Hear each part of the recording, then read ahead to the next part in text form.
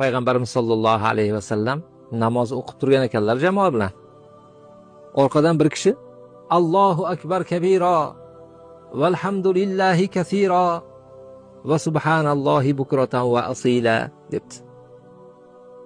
Namoz tugagandan keyin Rasululloh sollallohu alayhi vasallam hozirgi gapni kim aytdi dedilar. Orqaga qarab. Desa, hali kishi menman debdi. Hayron qoldim degan ekanlar. Siz shu gapni aytganingizda osmon eshiklari ochilib ketdi dedilar. Nima degan bo'lsangiz ijobat bo'ldi dedilar. Bu voqeani aytib berayotgan buyuk sahobiyning o'g'li Abdulloh ibn Umar radhiyallohu anhu aytadilar.